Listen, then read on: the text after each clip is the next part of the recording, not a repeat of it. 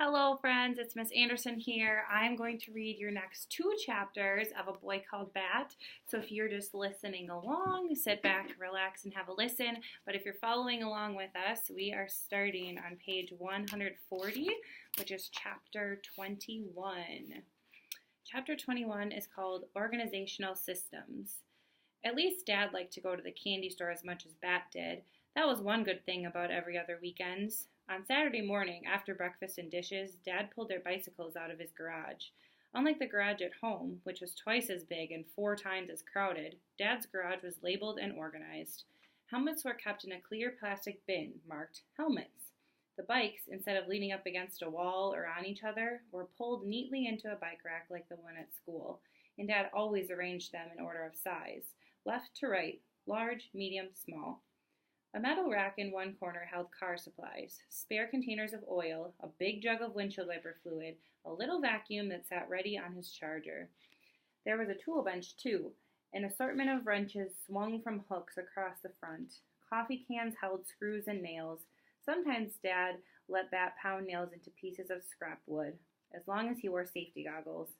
Bat approved of Dad's garage. It was just under 1 mile ride to the Sugar Shack, Bat's favorite candy store. To get there, Bat and Janie and Dad rode out of Dad's apartment complex and down a bike path toward central Quincy. They crossed the river on a bridge made just for bicycles and pedestrians before turning onto 3rd Street. While Bat was checking the lock on his bike outside the Sugar Shack, he heard someone say his name. It was Israel from school. It took Bat a second to figure out who he was, because Bat had never seen Israel anywhere but at school, and never on a weekend. "What are you doing here?" Israel said. He was smiling in a way that showed almost all his teeth. He had, Bat noticed, a piece of something green, maybe cucumber stuck in between the 2 front teeth. "We're going to buy some candy," Bat said. "Cool," Israel said. Then he said, "We just had a brunch next door," and he pointed to the Bronx Yolk Cafe. A man and woman were pushing through the door just then, and they waved. Israel waved back. That's what I would have guessed," Bat said. "You have food in your teeth." Israel's smile fell away. "Okay," said Bat. See you Monday at school?" "Hey," said Israel. "Wait." Bat waited. "I was wondering about the skunk. Do you still have him?" "Of course I do," said Bat. "Then, well, not right now, because I had to spend the weekend with my dad." "Oh," said Israel. "I didn't know your parents were divorced." Bat didn't say anything to that, because it wasn't a question. Still, Israel stood there, on the sidewalk, like he was waiting for Bat to say something. The grown-ups who had waved at Israel walked over and stood behind him, and now it felt like all 3 of them were waiting for Bat to say something, or to do something. "Well, goodbye," Bat said, and he walked away. "Hey, sport, is this a friend from school?" Dad's face looked just as excited as it looked when he was watching baseball. "Bat doesn't have friends," Janie said, but not in a mean voice, just a matter-of-fact voice. "I'm sure that isn't true," Dad said. "It's not true," Bat answered. "Lawrence is my friend. Ask Mr. Grayson." "Oh, Bat, grown-ups don't count," Janie said. Then he pulled open the door to the candy store and held it for Bat to pass inside. The Sugar Shack was an exceptional candy store. It had bins full of M&Ms separated into colors, so if you wanted exactly 11 greens and 11 blues, but no yellows, reds, or oranges, as Bat did, you could get exactly that.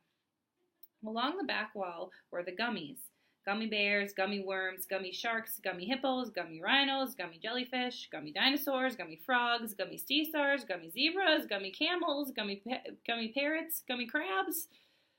Bat didn't like gummy candy, but he always got one gummy sea star anyway. He liked the way they felt in his hand. Big barrels full of hard candies formed the aisles. Jawbreakers and gumballs and candy necklaces and rock candy and ring pops. Just inside the door was a case of jelly beans, arranged in a rainbow of colors. Near the counter stood a candy bar display with all the ordinary stuff, but harder to find candy bars too, like Violet Crumble bars and Zagnut bars. "You sure inherited my sweet tooth," Dad said, loading up his own plastic bag with jelly beans. "Actually," Bat said, "teeth have nothing to do with it. People taste with their tongues and their noses." "Do you stick that gummy bear up your nose to taste it?" Janie asked. Her bag was full of a mismatch of candies that didn't make any sense to Bat. "It's a gummy sea star," Bat said. "And no, The way something smells is part of how it tastes. Well, I guess that's why people don't eat skunk meat, Janie said. P.U. She wrinkled up her nose and stuck out her tongue. Thor doesn't stink. Thor doesn't stink, Bat said. He doesn't even spray yet. But he will, Janie said. I hope not until after he gave him to the rescue. Maybe we'll keep him, Bat whispered. Sport, your mom can't adopt every stray animal that comes into our clinic, Dad said. She wouldn't have a zoo if she did. We won't adopt all of them, Bat said. Just this one. Mom said we're only going to keep him for a couple more weeks, Janie told Dad. But Bat is getting too attached. Bat started bouncing on the balls of his feet. He clutched his plastic candy bag in his fist. It crinkled in a way that bothered his ears. So he loosened his fingers and let it go. Blue and green M&Ms bounced and rolled across the floor of the sugar shack. Sport, you've got to be more careful, Dad said, his eyebrows pointing in at his nose. Bat felt tears welling up in his eyes. He swiped at his face with the arm of his shirt and turned towards the door. Under the sole of his shoe, he felt the crunch, squish of a flattened M&M. Now we are on page 149, just about to start chapter 22, which is called Baseball and Braiding. Before bed on Sunday night, Janie always took a shower and washed her hair. Lately, she'd been weaving it into 6 braids while it was still damp so that she could have wavy hair in the morning. Janie's hair was usually stick straight, but like Dad's and Bat's, though hers was dark brown instead of black. When she came out of the bathroom in her pajamas, carrying a wide-toothed comb and 6 hair ties, Bat asked, "Can I braid it?" "I can do it myself," Janie said. "Let him try," Dad said from the couch, where he was watching baseball on TV. He had an orange and black baseball cap on his head because tonight he was rooting for the Orioles. He had a collection of caps for all the teams he liked, and whenever one of the teams was playing, he'd select the right baseball cap from the top shelf in his closet and wear it for the whole game. Dad said he didn't believe in luck, but it sort of seemed like he did. "Okay," said Janie, "but if you mess up the braids, I'm going to redo them." She sat crisscrossed on the floor facing the TV. Bat sat behind her on the couch next to Dad. Janie handed him the comb. Bat started combing at the bottom, the way Janie had taught him, so he wouldn't pull her hair. He worked out all the little tangles with the teeth of the comb as he made his way up towards the top of her head. Soon he could pull the comb straight through her hair, from the very top to the ends, without snagging at all. Then he divided her hair into sections, 2 in the front, 2 in the middle, and 2 in the back.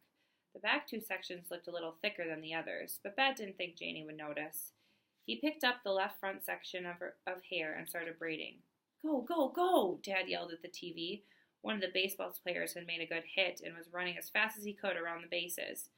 "I think baseball is the most boring game you watch," Janie said. "Even more boring than football." "That's because you won't let me explain it to you," Dad said, adjusting his cap.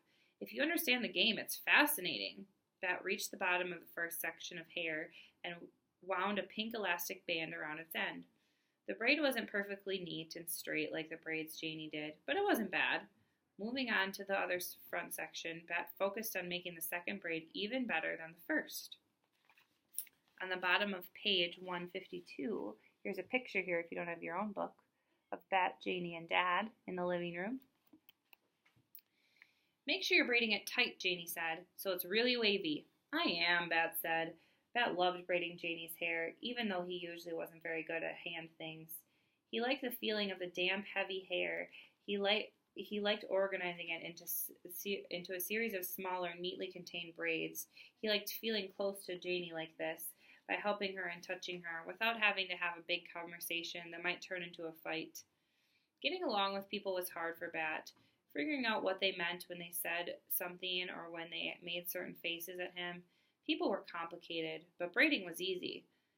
There, he finished the second braid and wrapped the end of this one in the dark green elastic.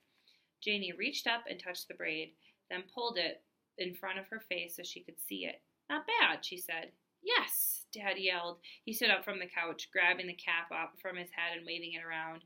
It wasn't the same as being at home. Mom wasn't here. Thor wasn't here. But maybe every other weekends could be okay. All right, friends, that is the end of chapters 21 and 22.